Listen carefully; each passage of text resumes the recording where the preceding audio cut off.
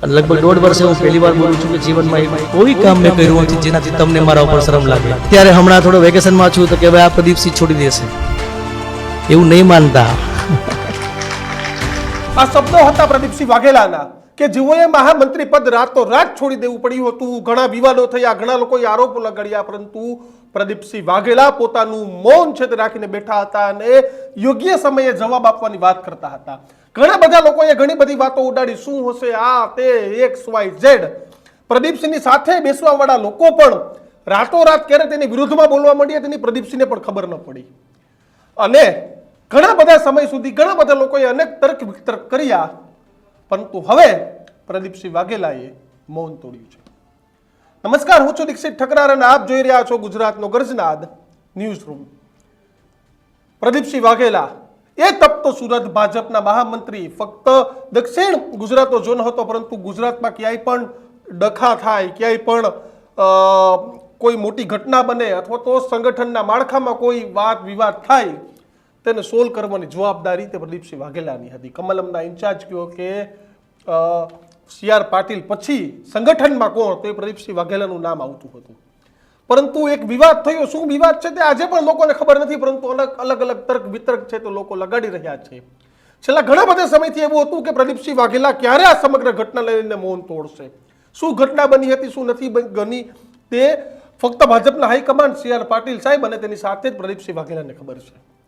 પરંતુ હવે રાજકોટમાં એક રાજપૂત ક્ષત્રિય સમાજનો કાર્યક્રમ છે, MPSS નામના કાર્યક્રમનું નામ આપવામાં આવ્યું છે. તેમાં ઘણા બધા દિગ્ગજ નેતાઓ હાજર રહે છે. શક્તિસિંહ ગોહિલ હોય, શંકરસિંહ વાઘેલા, પ્રદીપસિંહ વાઘેલા, હકુભા, અશ્વિનસિંહ સરવૈયા, આ તમામ લોકો એટલે કે સામાજિક આગેવાનો અને રાજકીય આગેવાનો, તમામ લોકો આગેવાનો છે તે અલગ અલગ સમયે હાજરી આપે છે. અને સમાજની વચ્ચે બોલવાની વાત હતી કે શું થયું હતું. એવું તો શું થયું કે પ્રદીપસિંહ વાઘેલાનું પદ રાતોરાત વયું ગયું અને જે સ્ટેટમેન્ટની લોકો રાહ જોતા હતા, ક્ષત્રિય સમાજના લોકો, ભાજપના કાર્યકર્તાઓ, કારણ કે પ્રદીપસિંહ વાઘેલાની સફર પણ ખૂબ ભાજપમાં યુવા મોરચાથી થઈ છે, એટલે યુવા મોરચાની ટીમ, તેના ટેકેદારો, સમર્થકો ઘણા બધા સમયથી રાહ જોતા હતા. રાજકોટથી આપેલું નિવેદન હવે અમદાવાદ અને ગાંધીનગર સુધી પહોંચ્યું છે. શું કહ્યું પ્રદીપસિંહ વાઘેલાએ, આવો સાંભળીએ. હૃદયથી અભિનંદન આપું છું. મોટા ભાઈ યોગરાજભાઈનો હૃદયથી આભાર માનું છું કે મને બોલાવ્યો, મને અહીંયા આપના સમક્ષ બોલવાની તક આપી, આપના આશીર્વાદ મને મળ્યા છે. એટલે હમણાંની જે ઘટનાનો આધારે એવું નહીં માનતા કે જેમ NCCમાં ન ગયા તો ચાલ્યું, જેમ સ્પોર્ટ્સની અંદર છોડી દીધું, બ્લડ ડોનેશન કેમ્પમાં હું ગયો, મારું બ્લડ દેવા માટે સક્ષમ નહોતો તો મેં 3 લાખ બોટલો ડોનેટ કરાવડાવી, લગભગ 20,000થી વધારે બ્લડ ડોનેશન કેમ્પ કરાવડાવ્યા. અને અત્યારે હમણાં થોડો વેકેશનમાં છું તો કે ભાઈ આ પ્રદીપસિંહ છોડી દેશે, એવું નહીં માનતા. એવું નહીં માનતા. હવે જે કામમાં છું એ જીવનભર કામ કરવાનો છું. અને લગભગ 1.5 વર્ષે હું પહેલી વાર બોલું છું કે જીવનમાં એવી કોઈ કામ મેં કર્યું નથી જેનાથી તમને મારા ઉપર શરમ લાગે.